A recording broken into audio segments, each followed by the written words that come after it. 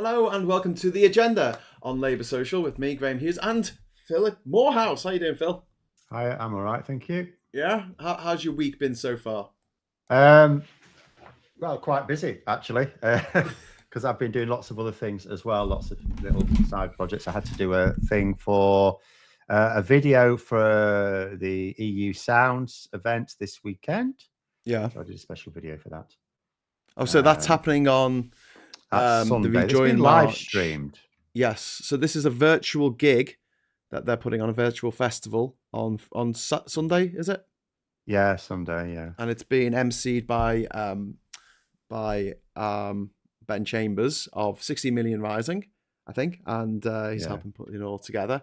And it sounds pretty good. They've got loads of really quite good bands playing and stuff. They've done special sets for this, and it's the same people who are organising the march next month in Yeah. London, the Rejoin March that Phil and I will be attending. We won't be talking at it, I don't think. Well, you might be. Are you going to talk at it, Phil? No, I'm not. I'm not talking this time. I shall be sat at the back again. Sat at the back with your arms folded. No, I don't do arms folded. I don't do arms folded. God, what are they on about? So we've had another week, haven't we, of Tory carnage, it's unbelievable. It was like a week ago that certain things happened. It feels like a lot longer. It's you know, they say a week is a long time in politics. This is the silly season. There shouldn't be anything happening now. But yeah, we've had like it was less than a week ago that 5 people drowned in the coming across the English Channel. That was on Saturday. That was Saturday morning, last Saturday, and then the response to that was just horrific, as would be expected. And then we've had scandal after scandal. I mean, this was supposed to be NHS week for the Tories. How did that go? Because what the Conservatives have tried to do, which is sensible, is what I keep saying Labour should do, which is to talk about policy. They're using the absence of any news, political news, so that anything they do say is going to be reported. But they didn't really think it through. So the NHS week, they didn't actually think to themselves, so hang on a minute. So the NHS is really important to people. It is healthcare is one of the 2 top issues for voters. So it's absolutely something. If the Conservatives think they've got anything good to say on the matter, they would absolutely say it. But what they've said is, so first of all, Stephen Barclay lied about doctors' pensions. So, that's ideal. His own department had to confirm that he'd been lying. Then they said, to deal with the crisis, we're going to put on 900 new beds. It's like, well, okay, that's dropping the ocean, but also who's going to staff them? And then they cancelled a load of cancer targets. And you think, so why would they have to cancel? Because they're not making their these targets, right? And you think to yourself, so why wouldn't instead they say we're going to do this to make sure we hit the targets? Yeah. Why are they reducing the targets? And this is exactly what David Cameron did years ago. So the Conservatives from 2010 inherited a load of NHS targets from Labour because they would set targets, meet them, then make the targets harder to meet and meet those as well. We had 13 years of targets being set, met, and made more stringent. And so in 2010, the NHS was the best in the world. It was people who had the highest satisfaction levels ever in its history, peaked in 2010, just all been downhill from there. But also an independent international group that looked at different healthcare systems around the world found that on about 7 of the 8 metrics that they were measuring, the NHS came out on top. So at the NHS overall, absolutely brilliant. And then the Tories got in. Yeah, so they initially, like, for example, when it came to A&E waiting times, so they failed to meet those targets. So David Cameron says, well, I know what to do about this. We will lower the targets. So they lowered the targets, failed to meet those, lowered them again, failed to meet them again. So they just scrapped them. That's what they do. They lower the bar. Instead of saying, right, we're failing, we used to meet these targets and now we're failing them. So what do we need to do to make sure we can meet them again? No, let's just be lazy. Let's just lower our expectations. And then if we still can't meet our own really low targets, we'll just scrap them. So they do the same with cancer targets. Now, okay, so for cancer patients, we've been missing the targets. Now, why have we been missing the targets? Has it got anything to do with the fact that when Matt Hancock was health secretary, they privatized cancer services? Was that it? Maybe. I think that might have been it. But anyway, So they're not meeting their targets. Instead of going, right, well, we're going to redouble our efforts and make sure we do meet the targets, they've said, well, we'll just lower them. There is no point in a target at all if it's not ambitious and it's not, and if every time you don't meet it, you just lower it, then there is no target. It's just a political target. It's just something so that you can say, it's like, oh, I'll half inflation. It's just a thing so that you can say you've done something when actually you haven't. Because if they meet their new targets, and it wouldn't surprise me if they even fail those and lower it again, but if they meet their new targets, that's not an achievement. That's not meeting a target. That is lowering the bar below where you're naturally working at the moment. Yeah, yeah. And that's another thing, the economy. We've had, all the newspapers, the Tory press have been like going, oh, wow, inflation's coming down. No, it's not. It's just not accelerating at quite the same rate. But the bath is still filling full of water, and food inflation's at 14%. And like they go, oh yeah, this is a big thing. And then we had Rishi Sunak this week saying, do you know how I did this? By doing nothing. Yeah. I could do something, but I've chosen not to. And that's helped everyone. I'm sacrificing myself for you, really, if you think about it. That was it. He said to Robert Peston that, when Robert Peston said to him, you haven't done anything on inflation. You haven't actually done anything. Yeah. And he said, yeah, but I could have made it worse by borrowing for tax cuts. So we're supposed to be grateful. Oh, thanks. And the thing, I'll tell you what I would like to say to Rishi Sunak in front of a load of people. See, here's the thing about Rishi Sunak. The same can apply, but to a lot of conservatives that we've had recently. But for him, it's really... So if you think back 15 years, what was he doing 15 years ago? He was one of the bankers who profited from destroying people's lives. He started the banking crisis, not him alone. He was part of a group. And I don't mean because he was an investment banker and it's these hedge fund managers that basically did. No, he was one of these specific bankers who actually caused the banking crash in this country. Rishi Sunak.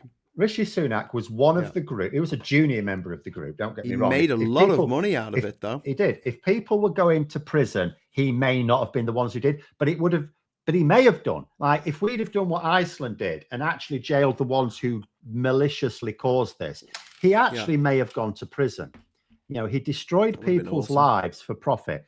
And then what we did, so we didn't imprison him, right? And what we did instead is we made him chancellor. We put him in charge of the country's finances. And what did he do? He destroyed lives. Now, some people will give him credit for furlough, but furlough wasn't his idea. He was forced to do it because politically you cannot let down 10 million people, right? So, but I'll tell you what he did do. He let down 3 million people because there were 3 million self-employed who couldn't get a penny because of their circumstances of furlough support at all. Nothing, not a penny. So the people he could afford to screw over, he did screw over. So anyone thinking, oh, well, he did the right thing with furlough. No, he did what he had to. Yeah. He didn't support 3 million self-employed people. That's not all the self-employed people, but there were 3 million self-employed people. I think it was because they'd only just become self-employed or something. So they didn't have a previous tax return, so they couldn't get any support. So he let down whoever he could. So he still destroyed lives for profit because his household still made money out of the decisions he made during that year. So he, as chancellor, just like as a banker, profited from destroying lives. So then what we did is we made him prime minister. And what's he doing now? He's profiting by destroying lives. Yep. He's there saying you should be thankful because I could have borrowed for tax cuts and made it way worse. This is like a mobster coming into your shop and going, nice little business here. It's a shame if anything happened to it. And they expect you to pay them protection money for them not to wreak carnage. I just think everyone's got an idea about what's wrong with the country. Oh, this is what's wrong with the country. We're too soft on the young, you see. It's like, no, what's wrong with the country is we watch a man getting rich from destroying people's lives and livelihoods, and then we make them chancellor, and then we watch them destroy lives for profit again, and then we make them prime minister, and then they do the same thing, and people go, well, why does he keep destroying lives? I don't get it. That's what's wrong with the country, that we can observe this behavior and keep giving these people power. Yeah. And we don't And stop, do we? It's no, like we'll do it again in the surely, future. surely there's a We'll have point where we go, respite and hang then we'll on. do it again. It's like people would go, redistribution of wealth doesn't work, and you're like, did a wealthy person tell you that? Yeah. I just want to jump into the chat to say hello to everyone. I feel like we've been neglecting the chat. Feel free to jump in it with any comments you like. No swearing, no abuse or anything like that. But the people watching this are generally pretty sweet about stuff like that. You don't normally get much trolling on here. But yeah, if you want to drop in a super chat, that's up to you. But we will definitely read any super chats that come into us. We've got Louise in there. We've got Ben. We've got Justin. We've got Dave W. We've got Johnny Copperhead. We've got Wes G in there as well. We've got Phil. We've got a phone box chicken. It's a cool name. Yeah, and Wes is saying also before the lockdown, a piece of chef could ask between 12 to 15 an hour. After lockdown, it's 11 and 12 just to pay the electricity. And that's the thing. I mean, the cost of living has just gone through the absolute roof, and it means that everyone's affected. Because you could argue, oh well, if you own your own house outright, blah blah blah, you won't be so affected, but you still got to pay for food. If you think of landlords, oh well, you can just put your rent up, can't you, for the people living in your house? Well, no, because there'll be a point where people can't afford it, and you just won't have anyone living in your house. That's it. So it's affecting absolutely everyone, and the fact that the Tories haven't made any kind of inroads to the vote deficit or the polling vote deficit that they're feeling at the moment just speaks absolute volumes. And then yesterday we have A-level results. And we have the Education Secretary, Gillian, what's her name? Gillian Keegan. She's going on Sky News and saying, oh, well, A-levels don't matter. How did you feel about that, being a former teacher? I mean, I said yesterday, the thing is, so what she's trying to say is, oh, in 10 years' time, no one will ask you about A-level results. Yeah, that's only because your A-level results were good enough for you to then get onto the degree, and you got the degree that got you onto the job, so that 10 years later, no one asked about them, but they still matter in the here and now. Who's she trying to comfort there? The people who've worked their socks off and got their just rewards, it's like she's devalued all that work and that achievement. And for those who haven't achieved it, either because they've been lazy and they didn't dodge a bullet, or just because they did work really hard, but they didn't quite do it. Maybe their ambitions outstripped their potential, who knows? But whatever, they weren't successful for whatever reason, whether it was down to their hard work or not. She's not helping them either, because they know full well that their results are going to matter in 10 years, because if they haven't got good enough results now, their ambitions for 10 years' time are gone, unless they can find some other routes to it. So, of course, it matters. It matters in 10 years' time. My results still matter now, even if no one asks me about them, because I still learn things, and I still fail to learn things because I was a bit lazy. And my results ended up directly or indirectly shaping where I am now. So they will always matter. Otherwise, very few people do A-levels just because they can't think of anything else to do. Very few people do A-levels and then go, right, well, I didn't want to work at McDonald's when I was 16, but I will now that I'm 18, I've got some A-levels. Like, it's not that it never happens, but it's unusual. Yeah. Most people are doing A-levels either because they want to get a job that requires A-levels, they want an apprenticeship that requires A-levels, or in many cases because they want to do a degree which requires A-levels. Yeah. Someone's saying in the chat about we should mention. Oh, so Richard, hello, Richard. Could you mention student accommodation prices and students having to live at home? And I want to talk about this a little bit as well, because everything I've seen from the Tories in the last 13 years has been to curtail the horizons of younger people, whether that's leaving the EU, whether that's this A-level debacle that we seem to be having every year now. it's this year's A-level fiasco, or whether it's basically pricing kids out from going to university, their chosen university, because they have to stay home because they can't afford the accommodation, they can't afford the tuition fees. Yeah, there was a recent report that said and this is of 18-year-olds, so this takes mature students out of the equation completely. I'm trying to think of the exact proportion, but I think it's up to about a third of all first-year university students will actually be living at home. Not in the vast majority of cases because they happen to live in the city, and they can't be asked with the partying anyway, but because they can't afford student accommodation. Now, that does two things. First of all, it means for those students they've had to choose a university that's in striking distance of where they live. Yeah. That is not necessarily the best university for them. So they may have had to go to a university. So they may be a very bright student from a modest background who could have gone to a top university for the course they want to do and has had to not do that. But then it's even worse, because I think about an 18-year-old living where I am. So I'm in like this little market town, sandwiched between other towns. There's no train station here. There's like a bus. There's like 2 buses a day, basically. So you've got no chance living here of getting to any university for your lectures. It can't be done. You cannot get a bus that will get you to a train station to get you to the university in time for your lectures. It's impossible. Wow. So if you don't have a car, and you can't afford to move to that place, if you can't afford that student accommodation, if you live where I live, you're not going to university. That's really that simple. You're not going. Wow, Open university is your own chance. I don't know how accessible that is for young people, but remote learning, and even then for some courses. So if you're a bright student living here, but from your parents are poor, and you're bright and you've got A stars in all your A levels, and you want to be a doctor, right? You're not going to be a doctor. At least not now. Maybe you could work for a few years, get yourself somewhere, and then you could like train as a mature student. But you've got a barrier placed in your way just because you can't afford to live as a student on your own. Yeah, but I mean, there's also the barriers that they've put in the way for young people. Erasmus has gone. Yeah. But also Horizon as well. They talk a lot about Yeah.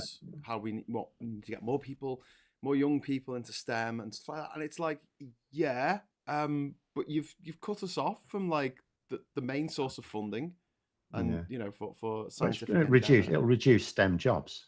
Yeah, exactly. And the lack of support for young people from this government is just off the charts. They seem absolutely, you know, gung-ho for protecting the rights of elderly people who will vote for them. And is it carpet bagging? Is that the expression where you just look after the people who will vote for you and everyone else can go to hell? Because that's what they do. And well, they're not even doing that. Well, yeah, it's true. just that unfortunately the people who still vote for them think they are. Oh, well, they're protecting our pension, you see. Yeah, okay. They're protecting the state's pension at a cost of 10 billion. Oh, £1 billion to pay to stop doctors taking a pay cut. Oh, we can't afford that. Oh, £10 billion for the state pension, which, by the way, I'm not criticizing. Oh, yeah. That's fine. Oh, yes, of course we can find 10 billion.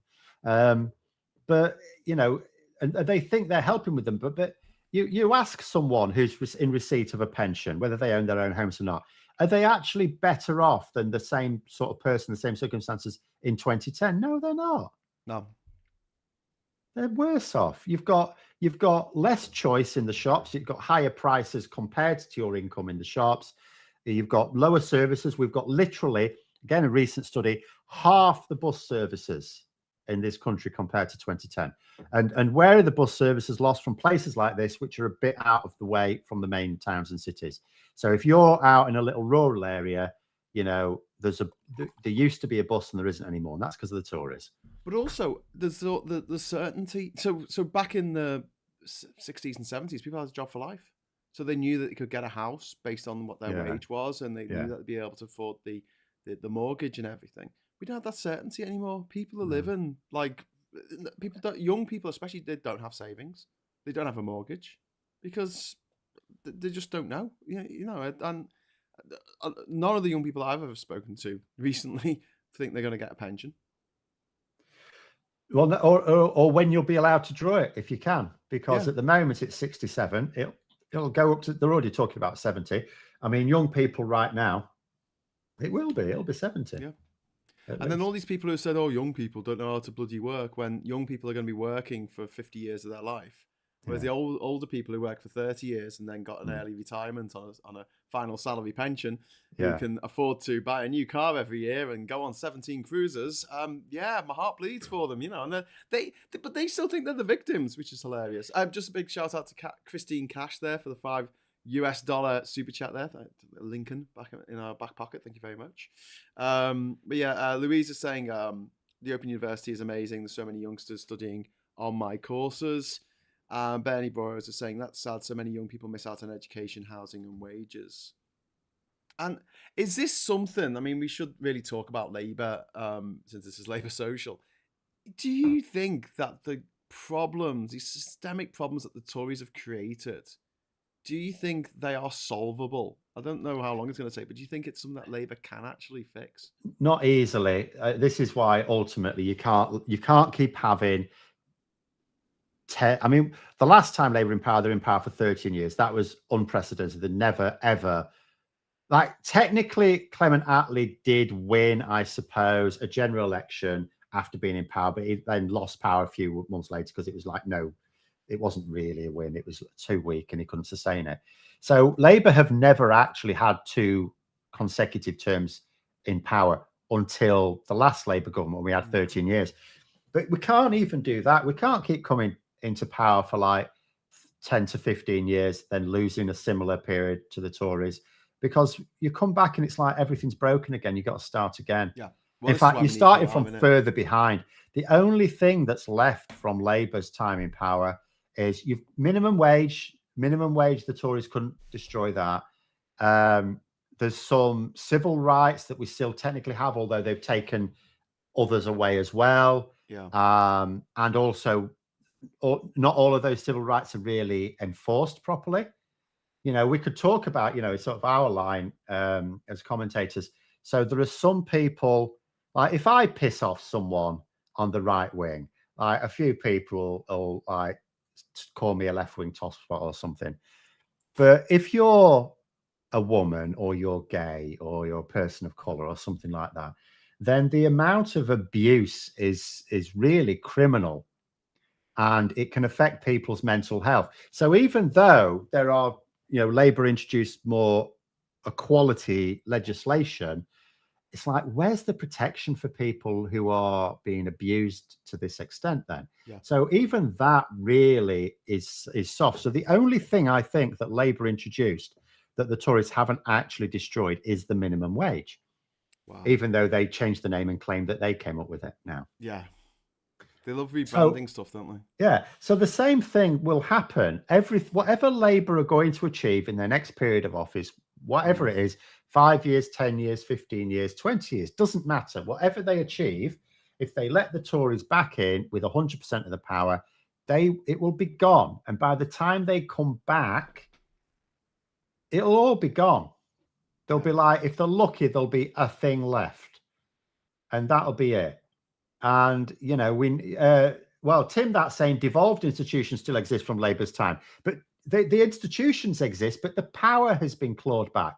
When we left the EU, a lot of these sort of, like Boris Johnson centralised all of those so-called EU powers. There was no, oh, well, you know, this is sort of a devolved area, so Scotland can deal with this or Wales can deal with it. There was none of that.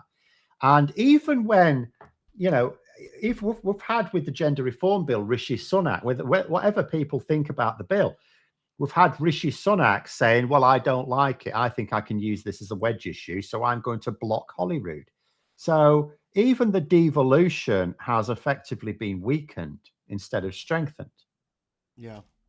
I just want to drop in there with Brian Ferguson, €5 this time, super chat. Bonjour, Phil. Bonjour, Graham. A salut to Graham's hat or chapeau. So thanks very much, Brian, for the super chat. If we can get £5, then we would have got €5, $5, and £5. So let's see what we can do. But yeah, you're absolutely right, and that is really tragic, isn't it? That the stuff that Labour bring in, the Tories just rip apart. The bits that they can sort of fob off as their own thing, they do. But also the idea that Labour left the economy in an absolute state, which is something that, you know, who's that dickhead who goes around with a piece of paper? Greg Hands. Greg Hands, that's him. He says, "Oh, there's nothing left." Yeah. The economy was getting back on track by 2010.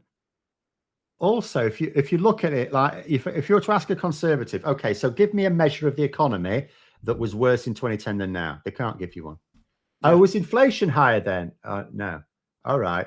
Was GDP per capita, you know, in real terms, higher now than then? No. Right. Well, interest rates? No.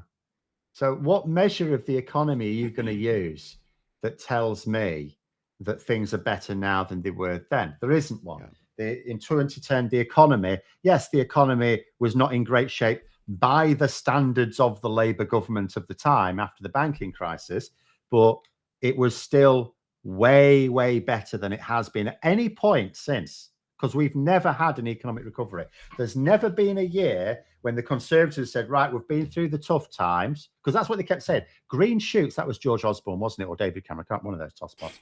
Green shoots, they were saying, we're getting through these hard times, all Labour's fault, we're clearing up their mess, and then green shoot, we're going to get to the future. We've never had a point where the Conservatives have said to the country, right, we've done the hard work, now you're going to start to see your standard of living going up again. That has never happened in 13 years. Yeah. It's an absolute disgrace.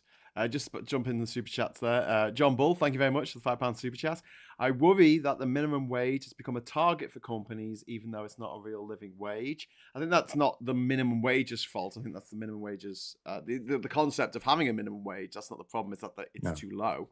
Yeah. Emma Price, £5 super chat, thank you. Has everyone seen the Sam Ashworth Hayes article in the Times telling anyone under 50 to jump ship? Rich as they have supported the Tories. Did you see the article, Phil? Yeah. Yeah, I posted it today on my Facebook page going, yeah, exactly what you said, Emma. Bit rich. We've also got Gary Arnold, £2 super chat saying we're doing a great job. Thank you very much, Gary. And Johnny Copperhead's just gone there. £5 super chat. There you go, Graham. I'm off down the pub while I've still got some money. Thank you very much, Johnny. But yeah, Wes is saying the best barometer surely has to be the excess death rate, which is just, I mean, under...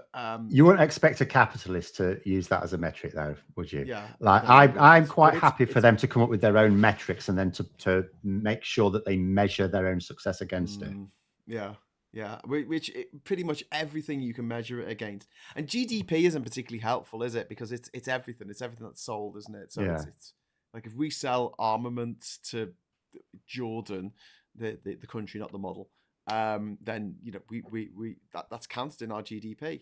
Yeah. Isn't like how much we spend on services by the government, like with our tax money, that goes into our GDP as well, doesn't it? Yeah. So it's a bit, yeah. Damien Pritchard says that note about no money left has been a standing tradition for every outgoing government since World War II. Yeah, Damien, it's a joke. I think it was started by the Conservatives, ironically. It was actually started, I believe, by the Conservatives. But again, it's just, this is it now. The current Conservatives just have no honour at all. None at all. No. They used to sort of observe some boundaries, and some of them used to believe in their political policies, but these current lot are just grifters. They can't make anything make sense at all. It's just there's not enough people pointing it out. I'm really interested in what you were just talking about there about Labour not having a second term, not having a full second term until Blair and Brown came along. I mean that's shocking in itself. Surely that, amongst beyond anything else, should spur them towards voting reform, so we actually have a fairer system in which the party that gets 43% of the vote doesn't get an extra 80 seats on top of the other one. Yes. Again, and they should. And there's a twin issue within Labour. There are people in Labour. It's now a small number of people who still think that Labour can, with first past the post, be in power forever. And we just need to, because they're so convinced that the basic political beliefs are the best for the country. And I believe that. That's why I'm a member, right? But they believe it, so they believe that everyone else will see it if we just get it right. But it's like, but no, this isn't how politics works, because not everyone believes that. We're going to come to power again because the Conservatives have fouled everything up. And what's going to happen is, in that first term, the Conservatives may or may not double down on crazy. It really doesn't matter, because Labour will make things better. They'll be able to say to people, and there's no point, don't wait till the next election. They need to say to people every year, are you now better off? So they need people to say it, so that, they need to get people to think about it. Yes, I am better off.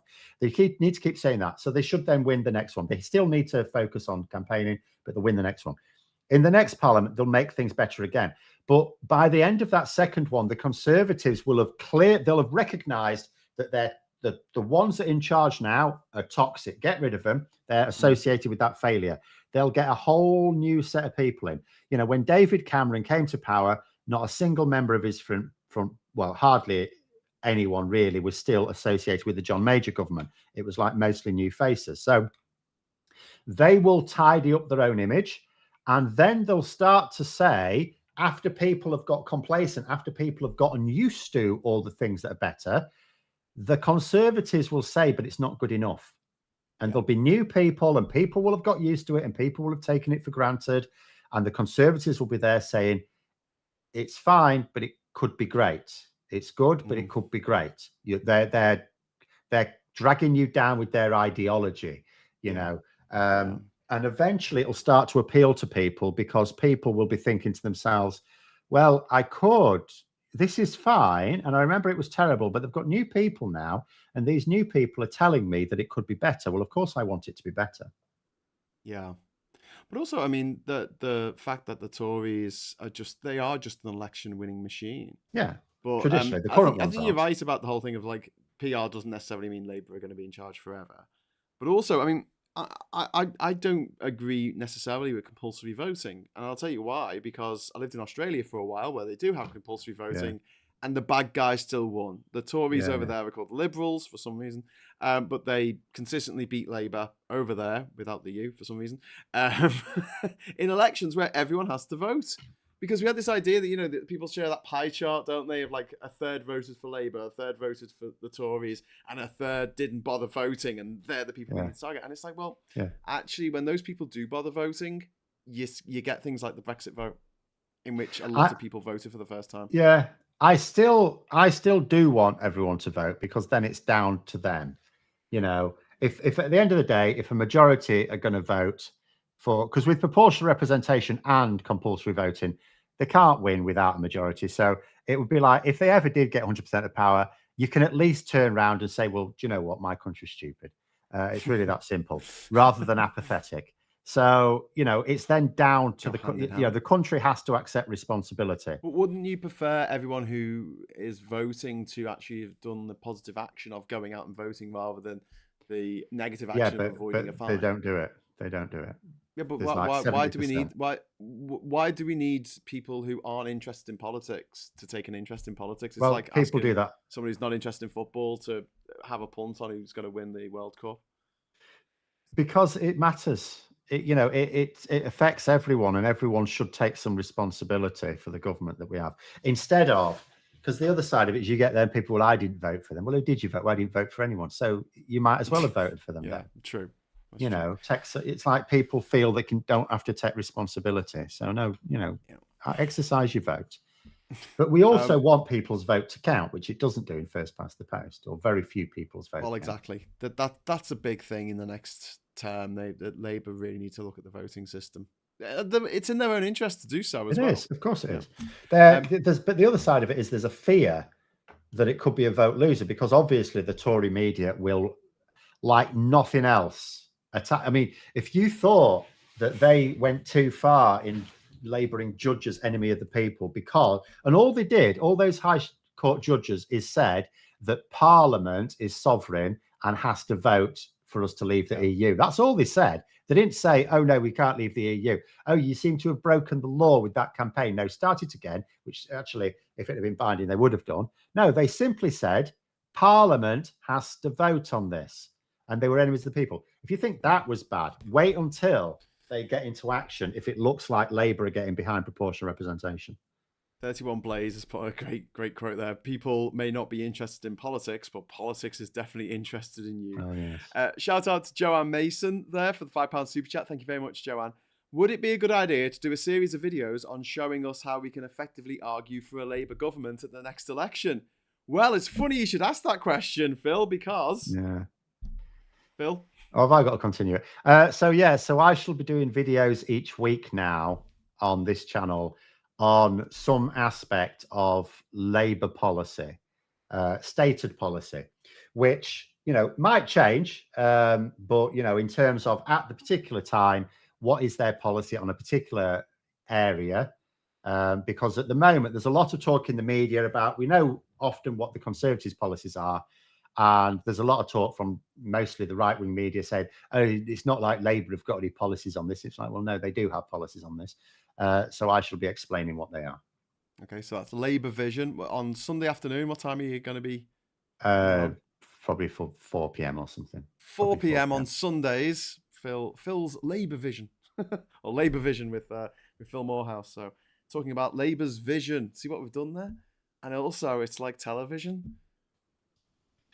Yeah. How have I not got further in life? But yeah, I think that the idea of people being forced to vote at sort of not down the barrel of a gun as such, but you get a fine if you don't. I'm not overwhelmed with the argument for that. I get it, and I get especially where suffragettes died in order for women to get the vote, and obviously people fought in the wars against fascism to stop the vote being taken from them, I guess.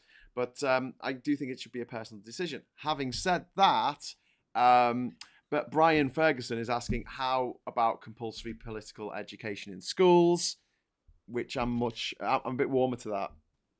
Well, the other thing you can do, because you don't even have to go straight from, oh, we get about 70% of people engaging, so let's make it compulsory. If you just made it easier, like people have said various things like have voting take place on a bank holiday or at a weekend. You could have, or you could make postal voting the default, because you have to be registered to vote anyway. So just have postal voting the default and still set up polling booths for people who want to do that. Just make it easy. Give people fewer excuses to not vote. Well, let's and vote you may on find Sundays. Sorry? Let's vote on Sundays. I don't understand why we vote on Thursdays when everyone's at work. Because everyone's at work. Yeah, but why and not the Conservatives, on Sunday when a lot the Conservatives, well, the Conservatives know that the people they need to attract aren't at work. Yeah, because they're lazy, out of work, no, do nothings, or retired people, as we like to call it. Sorry, that was a joke. But that's ultimately why it is. It's not sensible to be on a Thursday. Cruises. It's towards the end of the week when most people are knackered, and they just want to go home and have the tea. Well, I mean, everything else aside, the fact that the 2019 election was held in December is that just blows my mind. Like, how can you walk around to people's houses, knock on the door, and tell them to vote for your party when it's absolutely freezing outside? And what, are they supposed to leave their door open and let all the hot air out? And but the Conservatives are always around the world very good at firing up their base, because they will tell them that the socialists are an existential threat to everything they hold dear. So they do it all around the world. They're very, very good. They know that they've got very high participation amongst their base, and they generate apathy amongst the others. And the reason, part of the reason is, on the left, of course, it's very much determined by principled concern for others. So it's quite easy to divide a left-wing party, because every time they take a position on something, there'll be some people go, okay, yeah, I can get on with that. And there'll be other people going, well, no, that's either not good enough, or it's just the wrong thing to do, or whatever, and I'm not going to support you. So, so right-wing parties around the world are very, very good at converting their supporters into voters, and left-wing parties much less so. Well, I think there's also a psychological thing behind that, which I've discussed before, which is this: the right wing tend to make horrible people feel good about themselves, whereas the left wing make good people feel horrible about themselves. So, for instance, if you're left wing and you're progressive and you want the best for the world and for the future of the planet, everything you do each day makes you feel guilty. Oh, you turned a light on, have you? Well, that's burning fossil fuel, you bastard. Oh, you're going somewhere in your car, are you? Well, take that, baby seals being clubbed to death in the Arctic. And then it's like you go on a holiday, go on a family. Oh, you're flying, are you? And that really wound me up for a few years after I finished my journey to every country in the world without flying, that people would say, oh, you must hate flying. And I'm like, I don't hate it. I'd rather we had the alternative. But whenever I was in a debate, especially with a little Tory boy who was they'd always say this. They'll say, "You just don't want cheap flights for poor people," and I'm like, "What?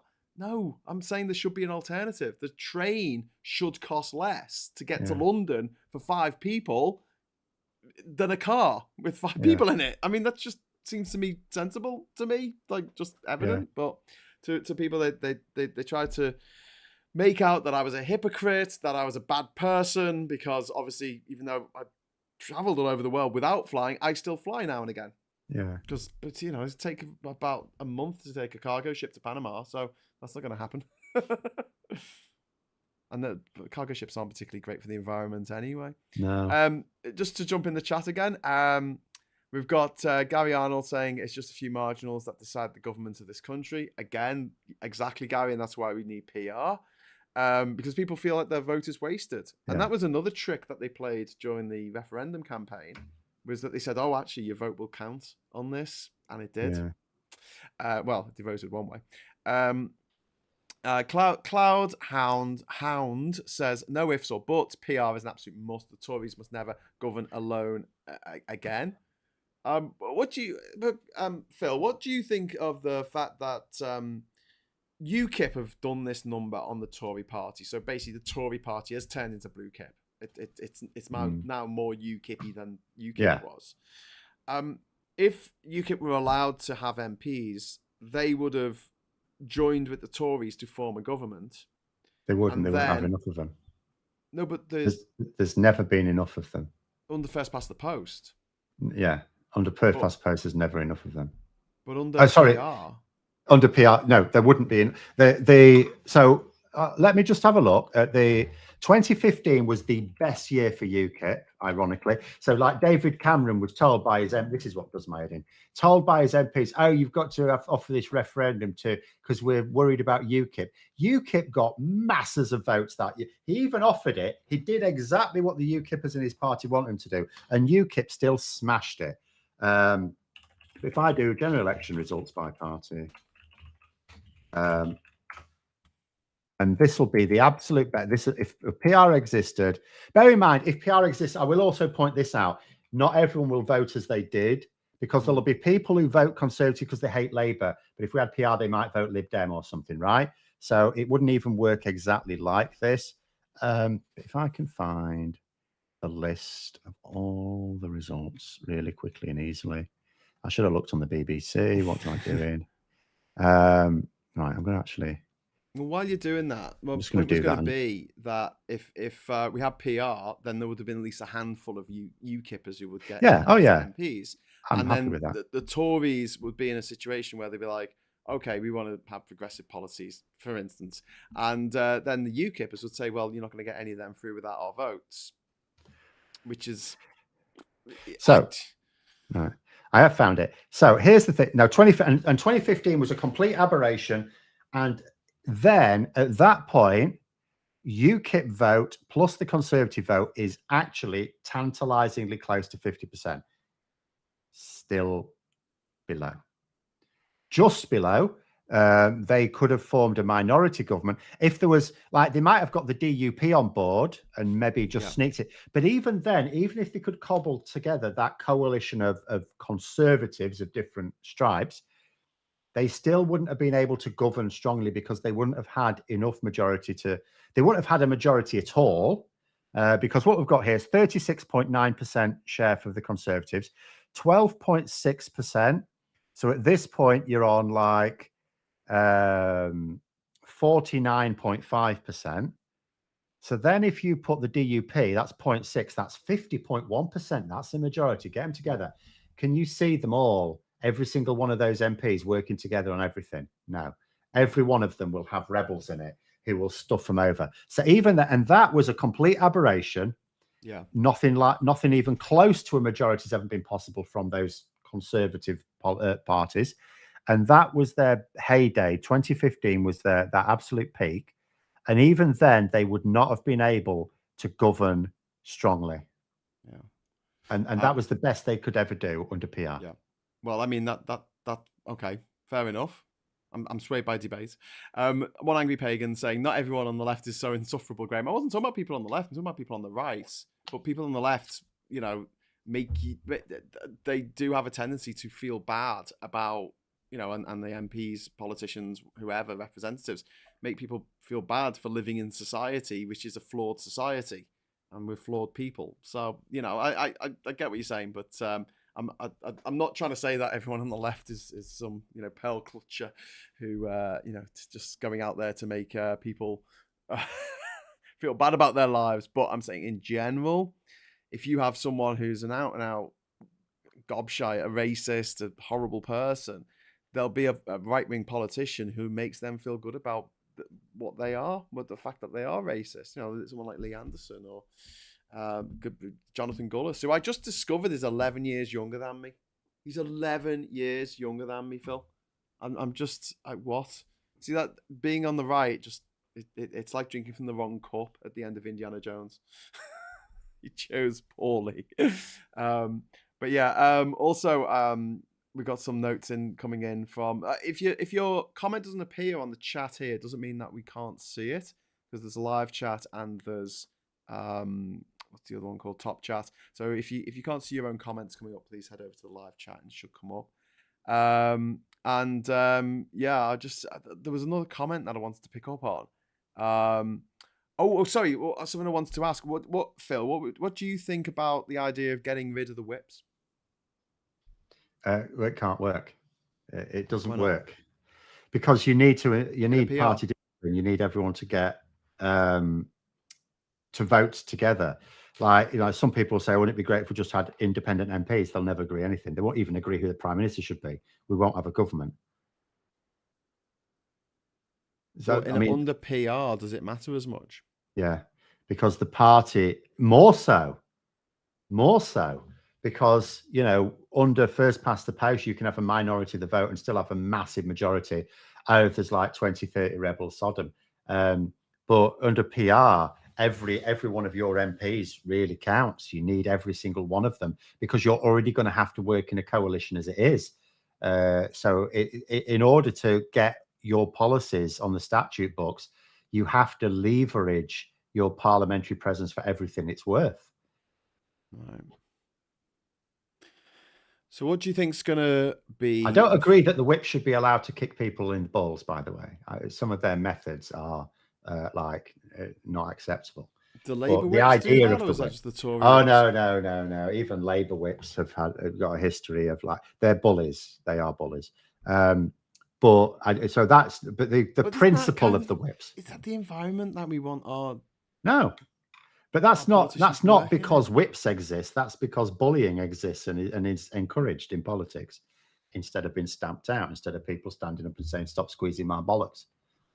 Or I'll smash you in the face. A system in which you are, you're given, they still have the 3 stages of, single line whip, 2-line whip, and 3-line whip, but don't actually have whips. Just get rid of them. So there's, you're on your own. But who's going to go around having? So what the whips actually do on a day-to-day basis, they go around having the conversations. They can cajole, they can persuade, they can even like dangle carrots and sticks. It's like, Rishi Sunak or Keir Starmer, whoever, they're terribly pleased with your work so far, but your social media activity is a little bit, he'd really like to give you a ministerial position, but you're making it very difficult with what you're saying on social media, that sort of thing. So they do all that. They are basically there for party discipline, carrot and stick, and you need those people to actually do that. Yeah, because politicians they're basically arseholes. They think the laws unto themselves, and they will behave like that unless you've got someone sort of keeping them together. Yeah, it's just that you shouldn't do it with physical threats. Brian Ferguson has just dropped a €5 super chat in. At 18, I knew absolutely nothing about politics. I gained the right to partake in a system of which I was totally ignorant, no preparation. Well, there's a few jobs in life where you don't need any qualifications. One's being a parent, the other one's being a politician. So I think it means about voting, though, not actually having any education in our political system, and yet you then get to vote. Yeah. Well, which is why civics, I think, would be important in schools. Also, critical thinking. I mean, this is a big. We were talking about. Was it Einstein who said it's not worth, memorizing anything when you can just look it up? Yeah. And we were just talking about that and the fact that the way things are taught in schools at the moment, it is still a memory test. Who's good at remembering stuff, kids?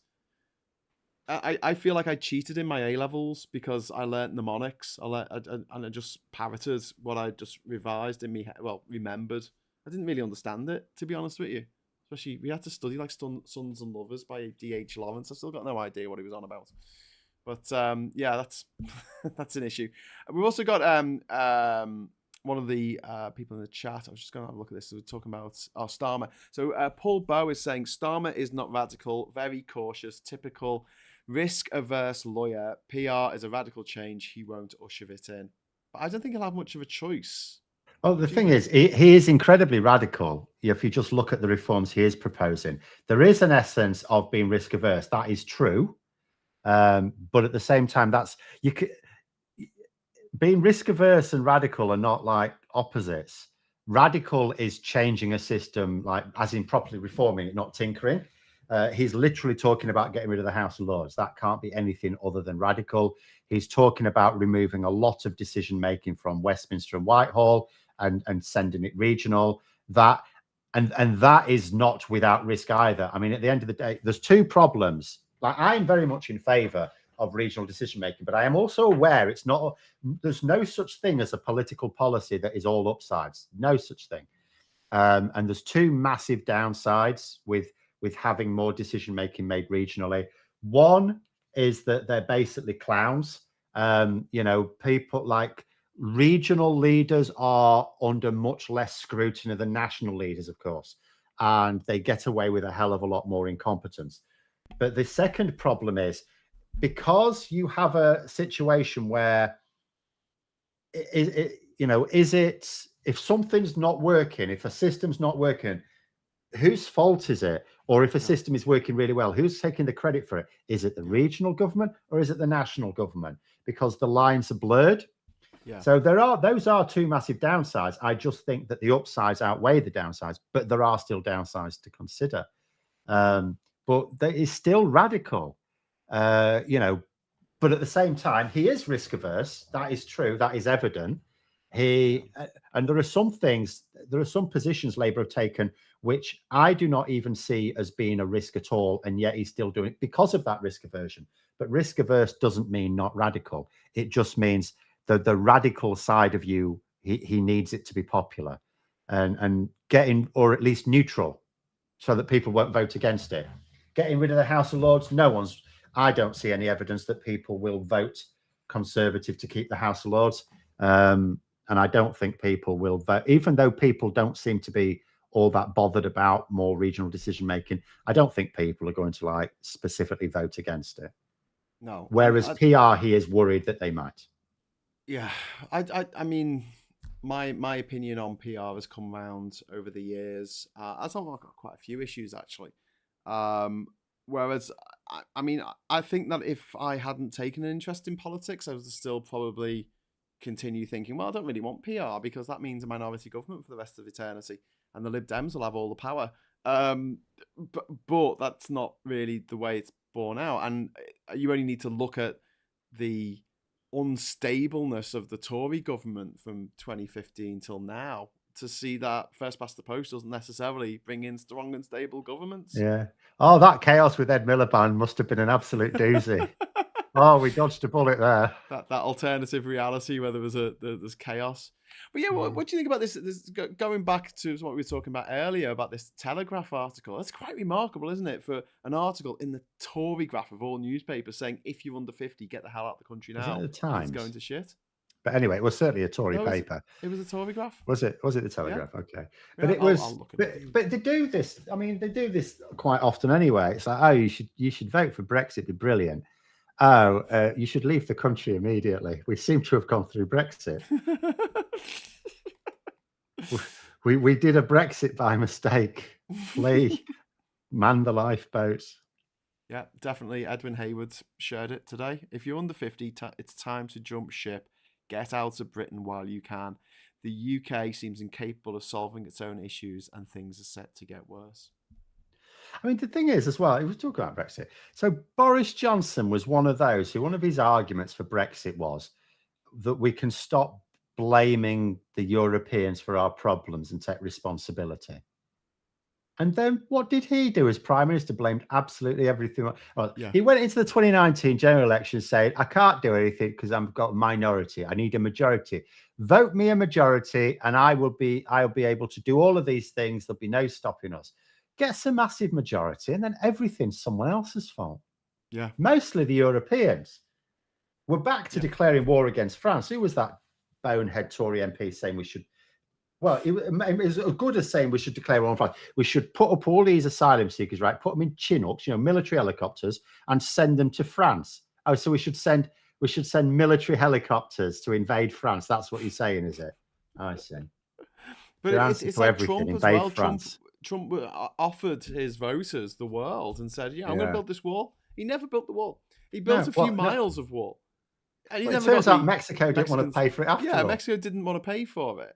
The only thing that Trump actually managed to do while he was in office was, upend the whole system of the Supreme Court and therefore make abortion illegal again, which is incredibly unpopular policy across America. And every time it's been on a ballot paper across the states, even in quite, red states, quite Republican states, they've voted for the pro-abortion measure that's been on put before them because it gets about 2/3 majority support. Well, straight away, half the population's women. Yeah. I know, I've got a great idea. We'll come up with a policy that means disenfranchising half the population, and some of the other half might be upset as well. That's a cracking political strategy. Exactly. But it's populist politics, isn't it? And do you know what's interesting? We should do a video on this. There was someone looked at the words that were the words of the year from the Oxford English Dictionary, and it was all like fake news, gaslighting, austerity. It was all like negative words that the Tories have brought into our everyday lexicon to Brexit, obviously, which is it's a bit frustrating to say the least. I had a note, a message come in the chat there that I wanted to read out, and it's just gone off the top of my page, and I can't find it again. But basically, Oh yeah, sorry. Someone pointing out it's John Bull. John Bull, thank you. If you want to jump ship, where can you go? Brexit eliminated a number of possibilities. Yeah, 31. We'll all have to flood Ireland. Yeah, we can all go to Ireland. We're allowed to go. It's a common travel area. But if you go to Ireland and live there a few years, you can get an Irish passport.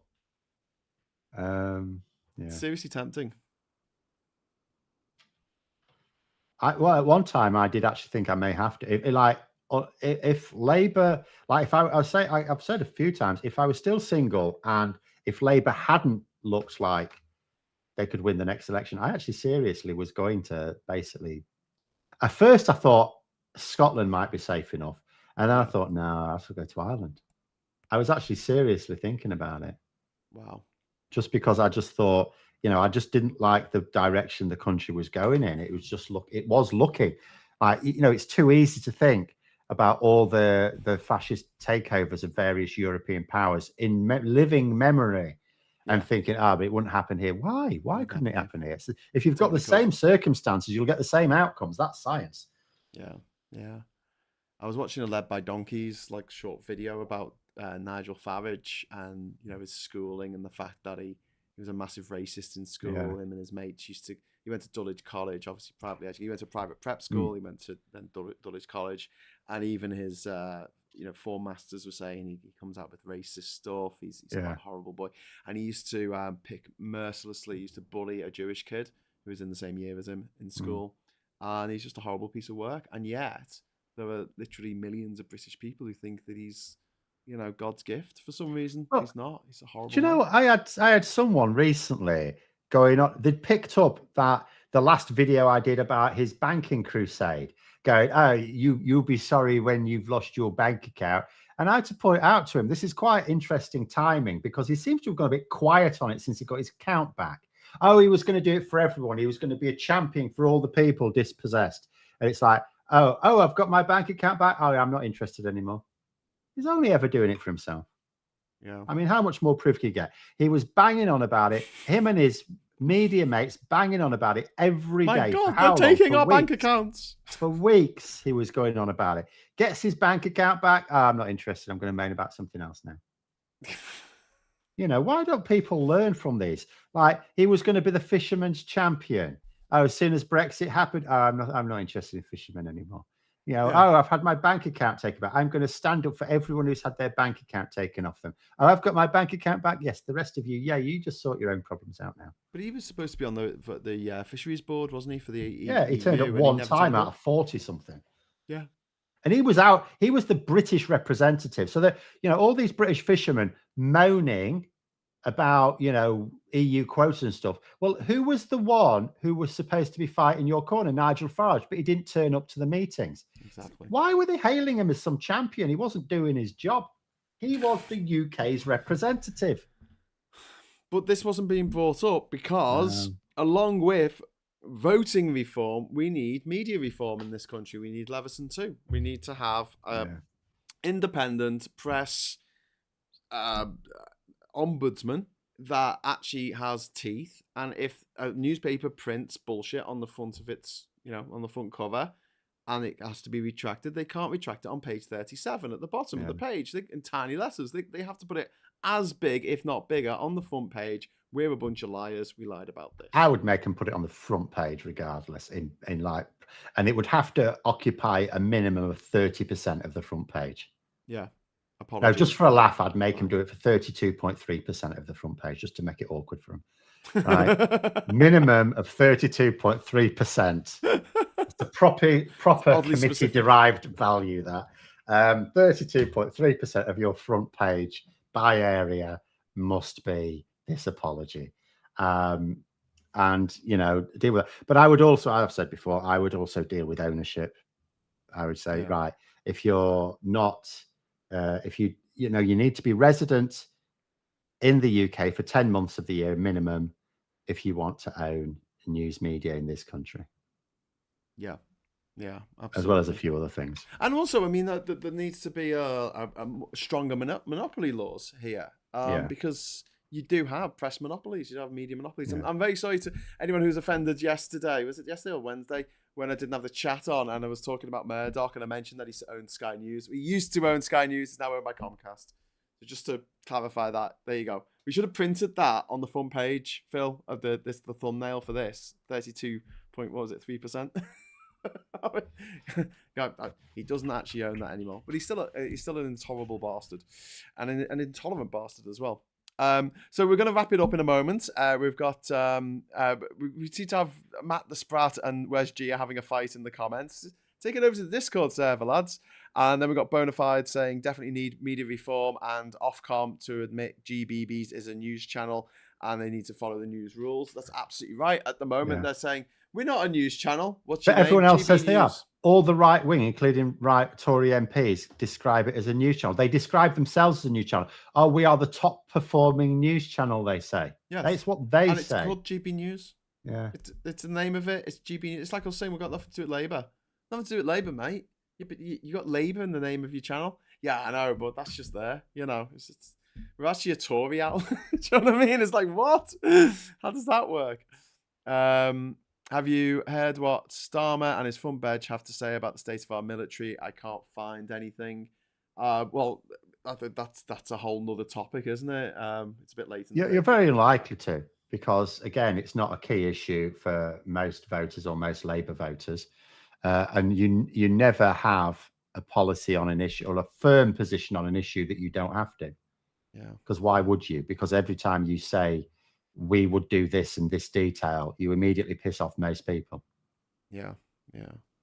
Maggie's saying, I wonder at the Independent owned by father and son Lebedev spreading EU misinformation. Well, yeah. I mean, a body that we can go to, because at the moment the press is self-regulating. It marks its own homework. Yeah. And that's not the best way to do this kind of thing. That's exactly it. I mean, even with Leveson, it was like, oh, we should bring in press regulators, right? And the press said, well, we're not really keen on that. And they said, okay, well, what if you came up with your own press regulator that you managed? Oh, yeah, we'll do that then. Dave Moore saying should be 51.8% of the front page, as that's a massive majority. See what you did Yeah. there. So, Phil, thank you very much for joining us No this problemo. afternoon on the agenda.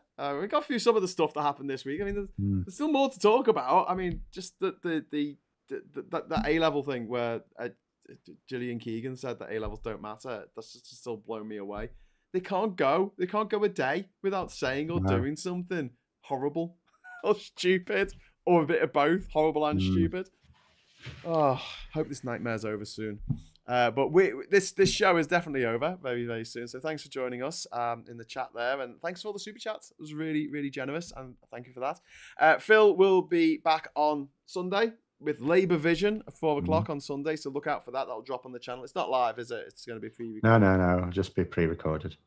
Okay, cool. And then I'll be back on Monday for Morning Brew at 9:30. And then in the evening, I'll be doing the Swear Jar with Super Tansky at 8 o'clock.